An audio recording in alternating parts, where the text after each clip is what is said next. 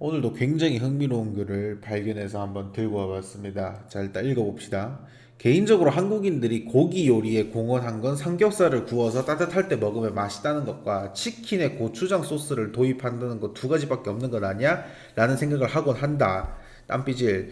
그리고 한국인들이 국물 요리에 공헌한 건 별로 없다고 생각함. 한국인들에게 진한 국물이라고 해봐야 서구, 일본 등에서 쓰는 국물에 비하면 택도 없다고 생각하고, 한국에는 국물 요리가 없고 탕 요리만 있다는 생각도 들고, 그래서 국밥충 별로 마음에 안 듦. 훌훌 넘기는 국물 말고 감당이 안 되는 사람들끼리 모여서 무슨 국물 요리에 대가 있냐 라는 글을 썼고, 이거에 대한 트윗 인용을 읽어보시면 굉장히 많은 의견들이 나오고 있습니다. 자, 근데 여기서 생각을 하는 제 의견을 장문으로 제가 트윗을 남겼고, 이 부분에 대해서 조금 더 유튜브로 자세하게 좀 설명할까 싶어가지고 이렇게 영상을 찍게 됐어요. 그러니까 저는 이런 내용의 글을 보면은, 제가 진짜 여러분들 중에서도 이런 생각하시는 분들이 계시면 진짜로 여러분들이 세계 각국에 방문을 하지 않아도 그냥 이제 한국식으로 이제 그 뭐라고 해야지, 그 이걸 흔히 얘기하면은 그 문화에 맞게끔 재조정한다라고 많이 표현을 하잖아요. 그렇게 약간 한국식으로 변형이 됐다 하더라고 또 다른 나라 요리들을 많이 접해보시는 걸 추천해요. 뭐 쌀국수라든지 베트남 쌀국수라든지 아니면 뭐 일본 라멘이라든지 뭐 중국 요리라든지 이런 것들 다 여러 요리 한번 접해보시는 걸 추천드리고, 기회가 되면 서양에 나가서 직접 서양권에서 요리를 한번 또 먹어보시는 걸 추천드려요. 제가 왜 이렇게 얘기하냐면, 여기서 이제 제가 적어 놓은 건데, 여기서 얘기하면 일단은 많은 분들이 초점을 국물 요리에 초점을 두긴 했지만 국물 요리 말고도 이제 초점을 두자는 거예요. 고기적인 부분도 보자고 하면은, 일단 한국에서 고기 요리가 많이 나올 수 없는 역사적인 배경이 뭐냐? 고기 요리 자체가 굉장히 귀했어요. 뭐냐? 모든 가축들이 다 이유가 있어가지고 키웠단 말이야. 예를 들면은 뭐, 소 같은 경우에는 농사를 도와주는 역할로 했었고, 돼지 같은 경우에도 돼지가 구체적으로 어떻게 쓰였는지 제가 이제 기억을 다 못합니다. 너무 예전에 들었긴 했는데, 아무튼 얘기를 하면, 이제 또 제주도 같은 경우에 그 흔히 얘기하는 그 제주 흑돼지, 뭐, 흔히 얘기하는 똥돼지죠, 똥돼지. 뭐냐면, 그 푸주간, 그러니까 화장실에 변기에다가 똥을 싸면 밑에 돼지들이 그 똥을 먹었다고, 그런 식으로 해서 오물 처리용으로 또 많이 길렀고, 아니면 뭐 애완용으로 기른 경우도 있고, 뭐 굉장히 많은 이유로 길렀어요. 그 다음에 닭 같은 경우에는 알을 낳잖아. 이 알을 낳거나 아침이 왔을 때 이제 기상을 시켜주는 그런 역할도 하기 때문에, 그러니까 이런 가축들을 쉽게 쉽게 잡아 먹을 수 없는 여건이었단 말이야. 그렇다 보니까 상대적으로 제일 만만한 게 강아지야. 그러니까 강아지 고기, 개고기를 많이 먹었다는 거야. 그러니까 이런 부분들에서 이제 고기 요리가 많이 안 나올 수밖에 없는 이유가, 서민층이 이런 소나 돼지고기, 닭고기 이런 것들을 쉽게 먹을 수 있는 그런 여건이 안 됐다는 거예요. 괜히 마을에 큰 축제가 있을 때 돼지고기 먹고 소고기 먹고, 소고기는 거의 못 먹는다고 봐야지. 돼지고기 먹고, 그 다음에 닭고기를 먹고, 그 다음에 이제 키우던 소가 죽었을 때나 소고기 먹고, 이 정도가 되는 이유가 이런 이유 때문이거든. 그런 상황이다 보니까 한국이 비교적 이제 채소류 요리가 굉장히 많이 발전을 했고, 아니면 이제 뭐 해안가 기준으로는 이제 생선 요리가 굉장히 많이 발전했고, 반대로 이제 흔히 얘기하는 그 임금님이 먹던 그런 식사류들은 굉장히 다양한 부분에서 많은 발전을 했다는 거죠. 떡갈비도 있을 수 있고. 뭐 아무튼 이런 부분에, 물론 떡갈비가 언제 나왔는지 시초를 따지고 보면 또 임금님 요리 이후에 나왔을 수도 있고 뭐 다양하단 말이야. 이런 것들은 진짜로 여러분들이 요리 관련 서적을 읽어보면서 요리에 대한 역사를 알아나가야 되는 부분이에요. 그렇기 때문에 일단은 이런 역사적인 근거를 보면은 왜 고기 요리가 한국에 많이 없는지가 나온단 말이야. 근데 그렇게 해도 여전히 고기 요리가 아예 이제 영향 안 준 건 아니야. 일단 메커니즘적으로 보면 비슷한 요리가 많아요. 돈코츠 라멘. 그러니까 일본에 돈코츠 라멘 있죠. 돈코츠 라멘 먹어보면은 이게 돼지국물인데 돼지국밥과 굉장히 유사하다는 느낌 많이 받아요. 소고기 사골국은 비프 스톡과 굉장히 유사한 메커니즘이고, 실제로 비프 스톡 들어가는 레시피에 그 분말이나 아니면 액체 형태로 된 그 사골국 같은 거 한국에서 만들어진 거, 이거 코리아 마트 가면 팔거든요. 서양권에서는 제가 얘기하면 그거 사와서 써도 비슷한 맛이 나. 그 다음에 닭고기나 삼계탕, 백숙 같은 경우는 치킨 스톡과 메커니즘이 비슷해요. 그러니까 이런 부분들을 생각하자고 하면은 자세한 레시피는 달라. 들어간 재료 같은 것들이라든지 어떻게 조리한다든지 이런 것들은 다를 수 있지만 원리는 똑같아. 그러니까 비프 스톡은 그 흔히 얘기하는 그 소고기나 소고기 뼈 같은 거를 이제 끓는 물에다 넣고 이제 우린 거. 돼지 국물 같은 경우도 그런 식이고 닭국물도 마찬가지고 이런 식이란 말이야. 그러니까 그렇게 나온 거야. 비프 스톡이 말 그대로 이제 뭐 소국물, 치킨 스톡이 닭국물이잖아. 그리고 뭐 이제 생선류도 굳이 따지자고 하면은 일본의 가소부시 같은 게 있는데 이게 멸치 나신물이랑 굉장히 이제 유사한 그런 메커니즘이란 말이야. 메커니즘만 보자고 하면. 고기를 구워서 맛있다라는 개념도 지금 여기 적어놨지만 요즘에 유튜브에 굉장히 흥하잖아요. 마이야르 반응이라는 걸 알아냈다는 거고 이런 부분들을 보자고 하면은 삼겹살을 구워서 먹는다는 것 자체도 굉장히 이제 특이하고 이제 어떻게 보면 이제 그 나라만의 특색이 나오는 거예요. 특히 삼겹살 같은 경우에는 서양권에서는 흔히 베이컨 만들 때는 들어가는 잡고기로 인식이 강했고 굉장히 싼 고기에 속했는데 한국에서 이런 삼겹살을 먹는 것들이 이제 뭐 흔히 얘기하는 케이팝 문화라든지 뭐 한국 드라마 영향이라든지 여러 가지 이유로 서양권에 들어가면서 실제로 그 포크 벨리라고 하는 부위가 이제 굉장히 많이 인기가 있는 부위가 됐어요. 이걸 이용한 요리도 굉장히 많이 나오고 있는 상태고 그러니까 이런 것들을 생각하면은 그러니까 여러 가지 이유에서 한국이 오히려 세계적으로 공헌하는 것도 나오고 있는 게 사실이야. 요즘에는 야끼니쿠도 보면은 야끼니쿠 어원이 굉장히 많아요. 근데 이거는 확실시 되고 있는 게 뭐냐면 한국식의 석쇠불고기랑 닮았잖아. 이런 것들을 통해 가지고 또 얘기를 하자고 하면은 실제로 야끼니쿠 집을 가면은 김치가 많이 나온대요. 기무치가 김치잖아. 그러니까 결국에 이런 것들을 따져보자고 하면은 한국에서 일본으로 이제 수입이 된 케이스죠. 그러니까 그런 부분들을 생각을 해봐야 된다는 거야. 그리고 이제 이런 비슷한 케이스가 이제 요즘에 서양권에서 K 바베큐가 또 흥하고 있거든요. 이런 부분들도 고민을 해봐야 된다는 거지.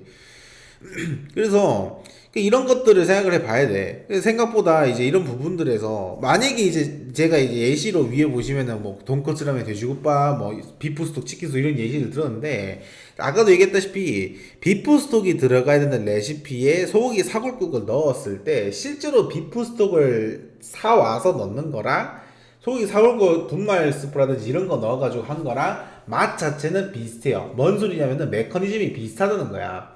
그러니까 맛이 완전 똑같을 수 없지. 다시 얘기해줘야 레시피가 다르기 때문에. 혹은 뭐 나트륨이라든지 이런 거 함유량이 조금씩 다를 수 있기 때문에. 근데 맛이 비슷하다는 거는 완전 다른 게 아니라 비슷하다는 거야. 비슷하다는 거는 메커니즘이 똑같거나 재료의 맛이 비슷하다거나 이런 이유 때문인데 완전 다른 게 아니라 비슷하다는 게 말 그대로 그거잖아. 메커니즘이 똑같고 원리가 똑같기 때문에 그런 맛이 나는 거예요. 그러니까 이런 부분들을 생각을 해 봐야 된다는 거지.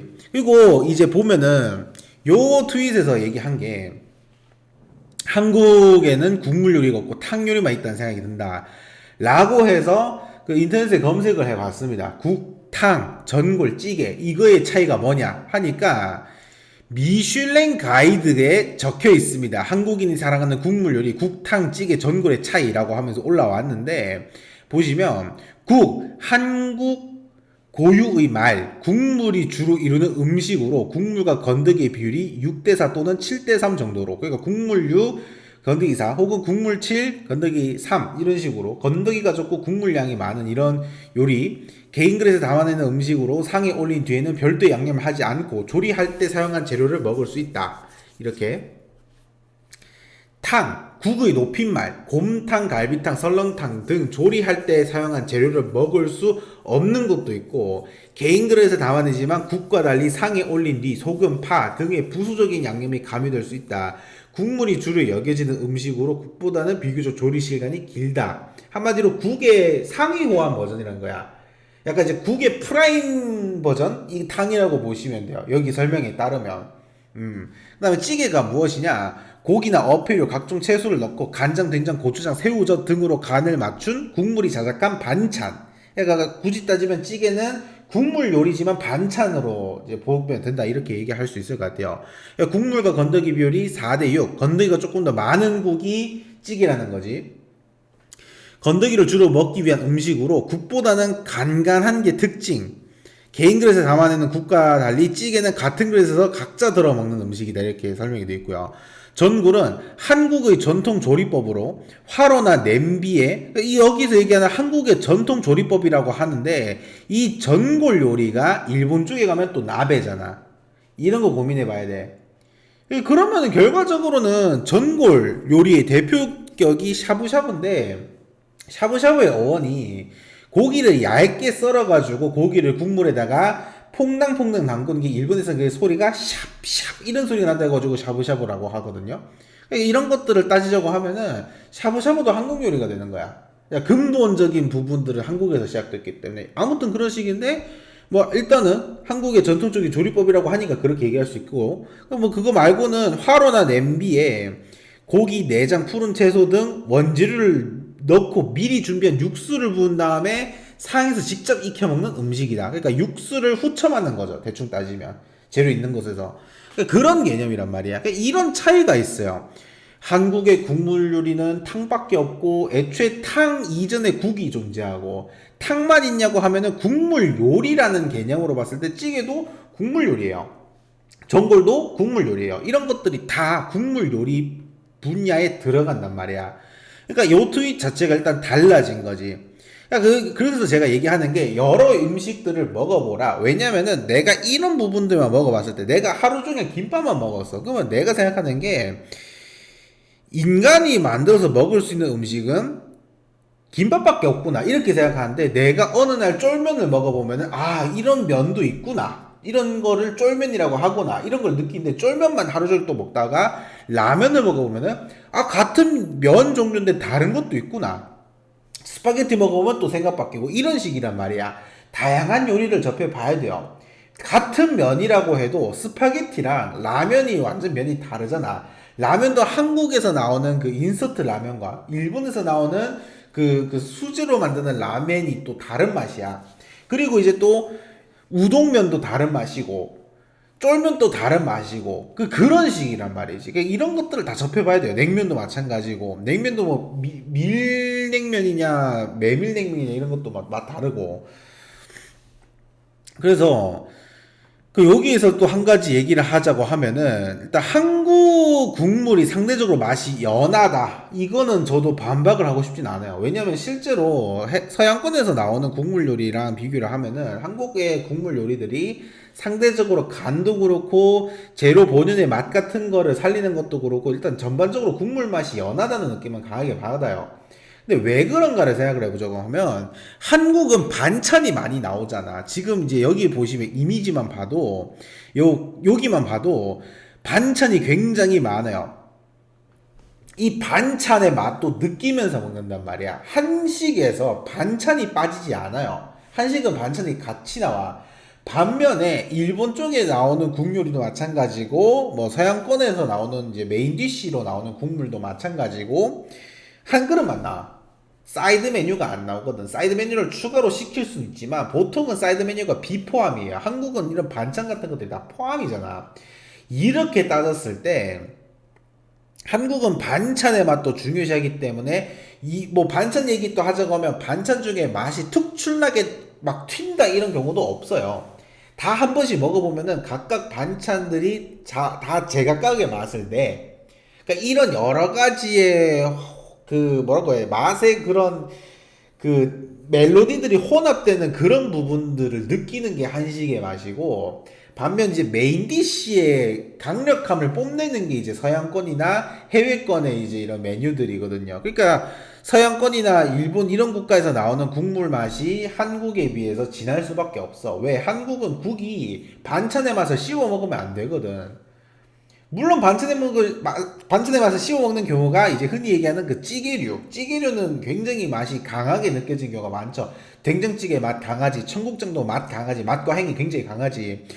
뭐 고추장찌개나 아니면 뭐 김치찌개 같은 이런 빨간 국물 같은 경우도 먹으면 굉장히 맛이 진해요.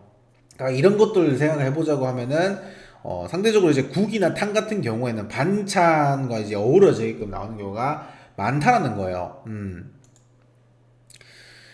그래서 이런 부분에서 제가 추가적으로 인용한 게 뭐냐면, 여러분들 중에서 이제 요리 유튜브 자주 보시는 분들은 공감을 좀 하실 수가 있어요. 요리 유튜브가 크게 세 가지로 나눌 수 있습니다. 요리 연구가 출신의 요리 유튜브. 대표적인 예시가 백종원 선생님 유튜브죠.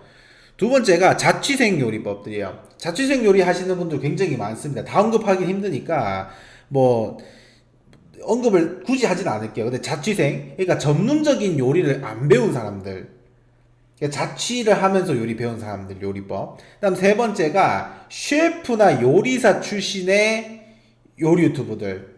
그러니까 요거는 뭐 얘기할 수 있는 게 많죠. 뭐 예를 들면은 뭐 중화 요리의 대가 누구 하면서 하는 분도 계시고, 뭐 두바이 어느 호텔에서 일했고 한국의 어느 사단에서 일했고 하는 분들도 있고, 그 사단의 총괄 지휘자였던 사람도 지금 현재 유튜브 하고 계시고, 이런 식이기 때문에 각각의 유튜브 채널들이 다 특색이 있어. 근데 여기서 얘기하자고 하면, 자취생 요리 같은 경우에는 흔하게 얻을 수 있는 재료들을 가지고 잔반 많이 안 나오는 요리법 위주로 나와요. 그러니까 진짜 한 번에 다 뚝딱 하고 먹을 수 있고, 간단하게 할 수 있고, 대충 해서 먹을 수 있는 것들 위주로 레시피가 나오고, 요리 연구가 레시피 같은 경우는 굉장히 효율적인 방법으로 최대한의 맛을 끌어내는 그런 요리법이 많아요. 그러니까 뭐 복잡한 요리 재료가 들어가지 않고 간단한 요리 재료가 들어가요.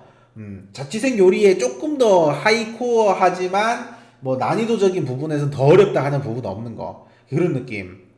그 다음에 마지막으로 이제 셰프 출신 유튜버들 같은 경우에는 진짜 다양한 재료가 많이 들어가지만 흉내하기도 어렵고, 흉내를 만약에 냈다고 치면은 굉장히 풍부한 맛을 내고 진짜 요리라고 부를 수 있을 만한 그런 내용의 이제 음식들이 나온다는 거지. 그러니까 이런 부분들도 차이가 있어. 그러니까 이걸 직접 해서 먹었을 때 느껴지는 감각도 굉장히 다르거든. 예를 들면은 그 자취생 출신의 유튜버들이 만든 요리는 해 먹어봤을 때 무난하게 맛있다 이런 느낌이고, 마찬가지로 요리 연구가 출신의 음식들도 그냥 생각보다 맛있다, 밖에서 먹는 맛이 난다 이런 느낌이라고 치면은, 셰프드 출신의 유튜버들이 만든 요리를 진짜 완벽하게 똑같이 따라해가지고 먹으면은, 이거는 진짜로 내가 레스토랑에 뭐좀 고급 레스토랑 가가지고 먹어도 괜찮다는 수준의 맛을 내요.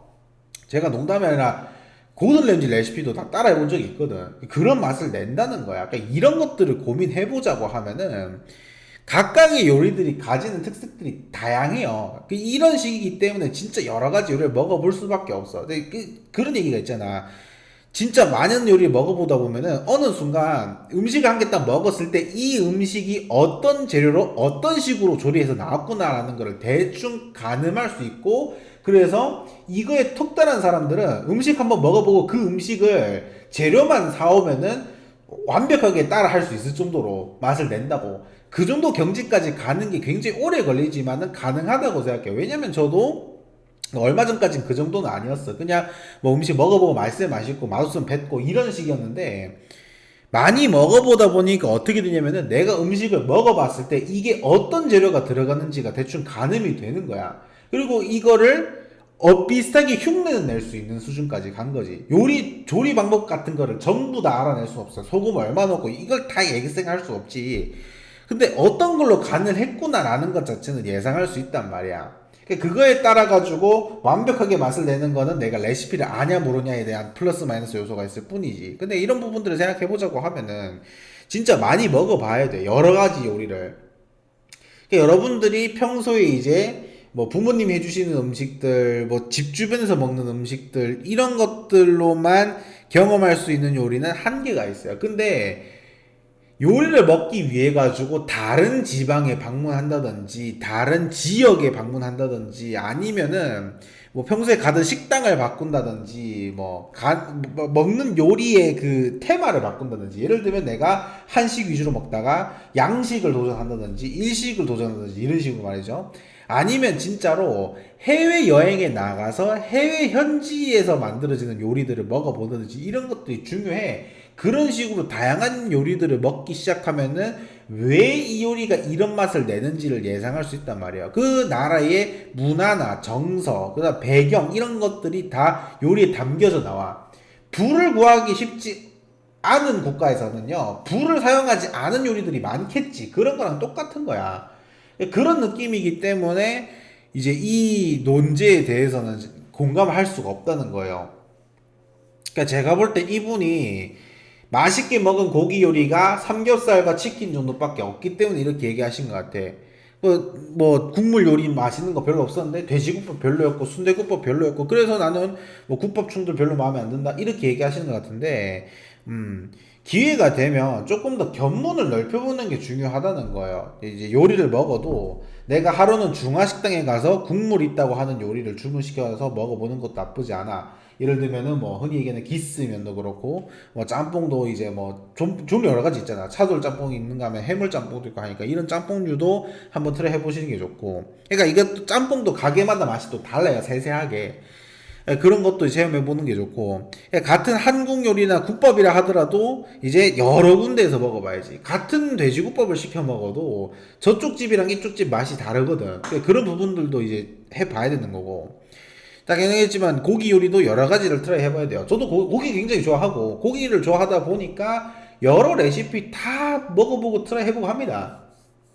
소세지도 한 종류만 먹어보는 게 아니라 다양한 종류를 먹어봐. 미국은 진짜 소세지 종류 여러 가지 팔거든. 프랑크 소시지부터 해가지고 진짜 뭐 별의별 소시지 다 팔아요. 막 살라미 소시지 이런 것도 팔고 다 트라이 해본다고. 그런 부분들이 중요해요. 그러니까 이런 것들을 트라이 해보고 내가 먹었던 음식에 대해 가지고 어떤 역사적인 배경이 있는지 누가 만들었고 어떤 이유로 만들었는지 이런 것들을 찾아보는 것도 굉장히 중요해. 그런 것들 알아보게 되면은 이 요리를 통해 가지고 어떤 걸 얘기하고 싶었는지 이런 것도 대충 예상할 수 있게 되거든. 그러니까 이런 것들이 중요하다고 생각을 해요.